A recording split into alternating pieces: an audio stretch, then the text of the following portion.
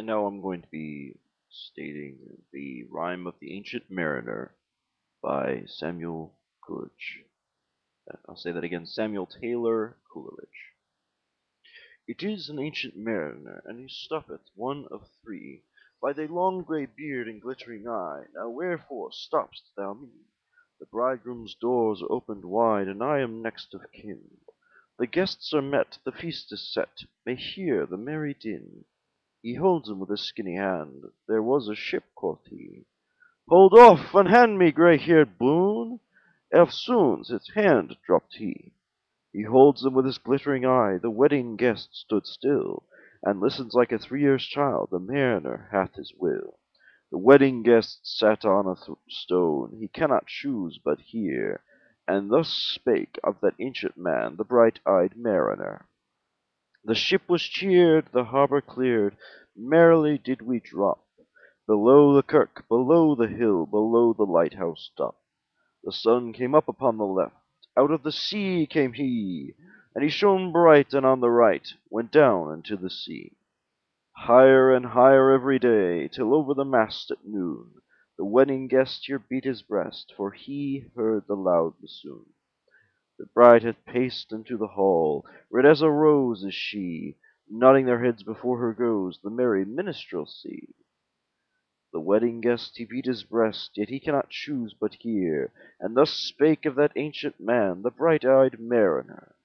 And now the storm blast came, and he was tyrannous and strong.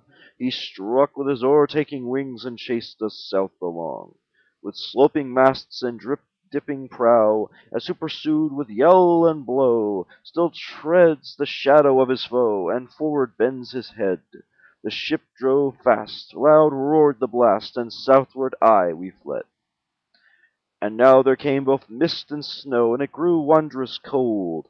Iced, mast high, came floating by, as green as emerald, and through the drifts the snowy cliffs did send a dismal sheen.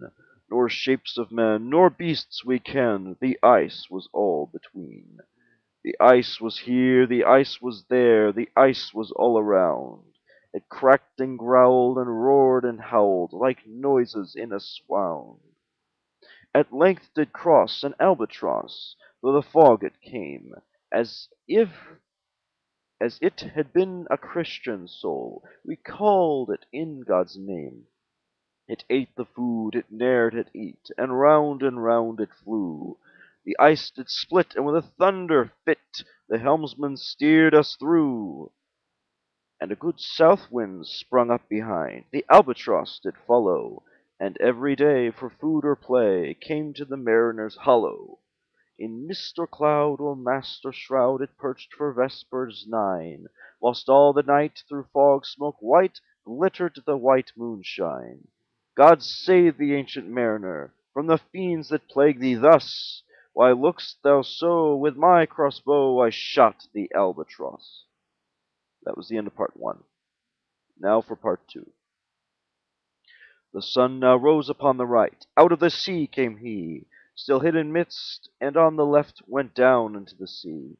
And the good south wind still blew behind, but no sweet bird did follow, nor any day for food or play came to the mariner's hollow. And I had done a hellish thing, and it would work him woe, for all averred I'd killed the bird that made the breeze to blow. Ah, wretch, said they, the bird to slay that made the breeze to blow. Nor dim nor red, like God's own head, the glorious sun uprist. Then all averred I killed the bird that brought the fog and mist. 'Twas right, said they, such bird to slay that bring the fog and mist. The fair breeze blew, the white foam flew, the furrow followed free. We were the first that ever burst into that silent sea. All in a hot and copper sky, the bloody sun at noon, right up above the mast did stand, no bigger than the moon. Day after day, day after day, we struck, nor breath nor motion, as idle as a painted ship upon a painted ocean. Water, water everywhere, and all the boards did shrink. Water, water everywhere, nor any drop to drink. The very deep did rot. O Christ, that ever this should be! yet slimy things did crawl with legs upon the slimy sea. About, in reel and rout, the death fires danced at night. The water, like a witch's oils, burnt green and blue and white. And summoned dreams assured were of the spirit that plagued us so. 9 fathom deep he had followed us from the land of mist and snow. And every tongue, though utter drought, was wilted at the root.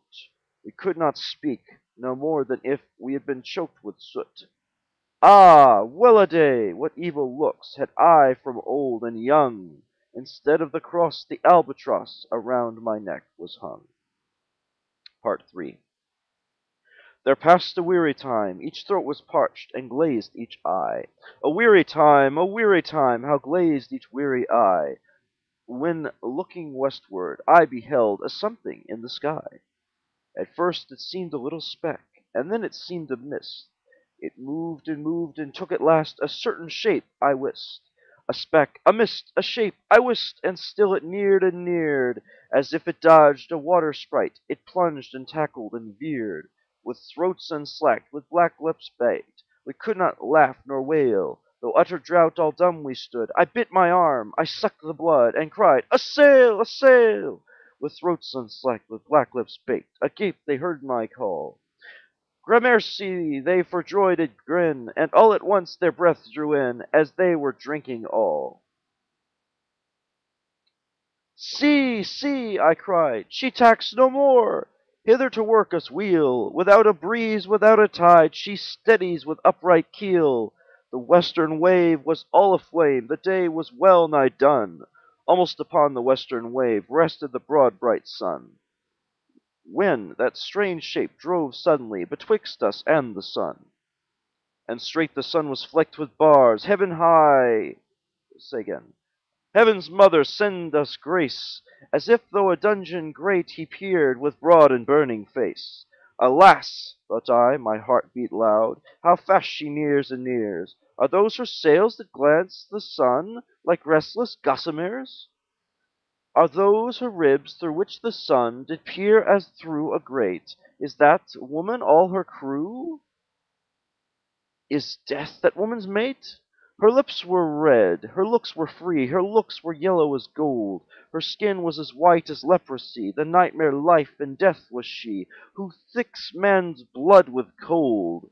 The naked hulk alongside came, and the twain were casting dice. "The game is done, I've won," quoth she, and whistles thrice. The sun rims dips, the stars rush out, at one strides come the dark. With far heard whisper o'er the sea, off shot the spectre bark. We listened and looked sideways up, fear at my heart, as at a cup. My life-blood seemed to slip. The stars were dim, the thick as night. The steersman's face by his lamp gleamed white, from the sails drew did dip, till clomb above the eastern bar the horned moon with one bright star within the nether tip. One after one by the star-dogged moon, too quick for groan or sigh, each turned his face with a ghastly pang, and cursed me with his eye. 4 times 50 living men, and I heard nor sigh nor groan. With a heavy thump, a lifeless lump, they dropped down one by one. The souls did from their bodies fly, they fled to bliss or woe, and every soul it passed me by, like the whiz of my crossbow. That's the end of part 3. I'll continue part 4 in the next video.